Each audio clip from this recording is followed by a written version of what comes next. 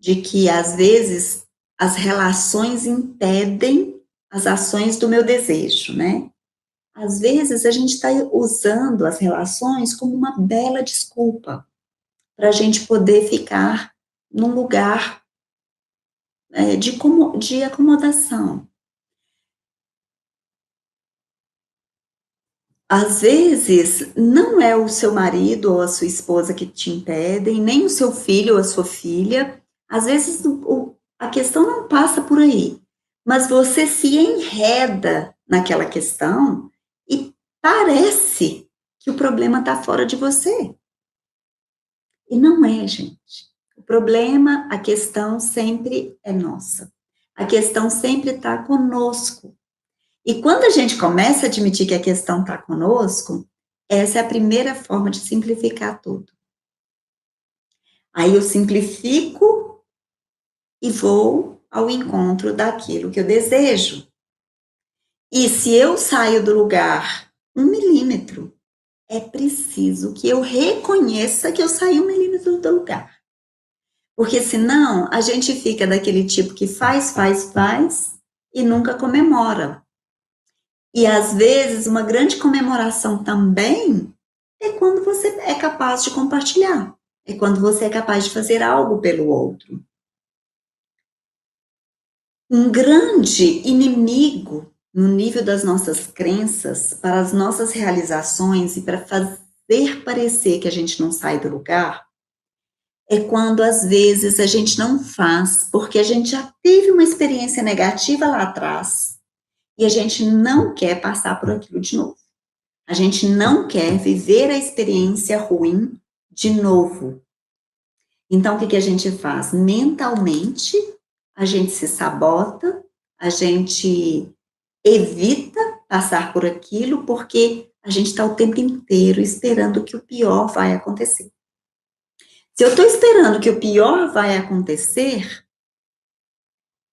e eu quero estar preparada para não sofrer um ataque súbito, né? E eu não saber o que fazer, eu vou gastar o quê? Eu vou gastar meu tempo, eu vou gastar minha energia, eu vou gastar minhas forças desejando, querendo, tentando, rezando, né? Pedindo a Deus, né?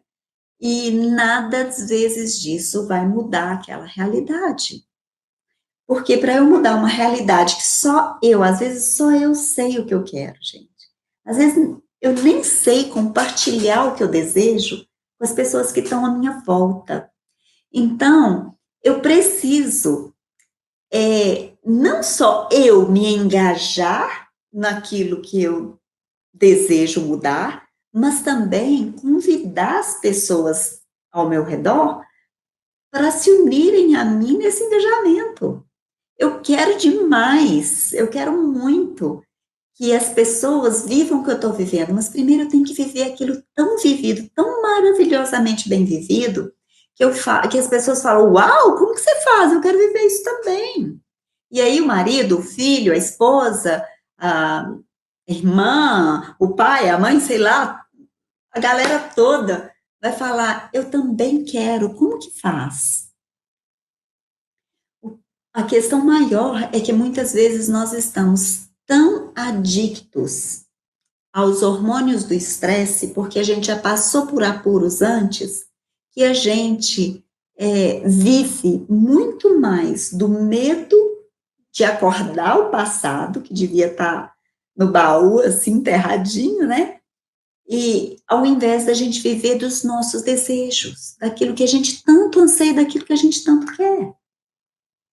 Quando eu vivo do meu anseio, quando eu vivo do meu desejo, qual que é a base? Qual que é a estrutura básica que eu preciso ter para eu conseguir olhar para o meu desejo de verdade? É olhar para frente e não olhar para as experiências negativas que eu tive no passado. Essas foram boas para eu aprender o que não fazer. E se eu aprendi, ok, aprendido, vamos para frente. E vamos olhar para onde eu quero chegar. Esse lugar aonde que eu quero chegar, gente, ele é desconhecido para mim. Eu não vivi isso ainda. Por exemplo, Eu estava ouvindo uma palestra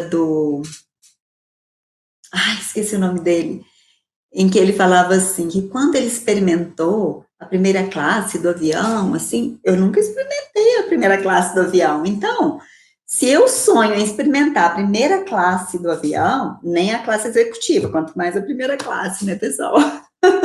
Mas se isso fosse um sonho para mim, que na verdade isso não é tão importante, mas se isso fosse um sonho para mim, eu tenho que começar se é um sonho para mim, eu tenho que começar a imaginar isso. E a hora que eu começo a viver essa imagem, eu começo a trazer realidade para minha vida. E aí eu tenho chance, eu tenho a possibilidade de viver do desconhecido e combinar com o meu cérebro de que isso é possível, de que isso faz todo sentido, que não é uma coisa de outro mundo, né? A maioria de nós fala não antes de falar sim para as coisas que a gente quer para a gente.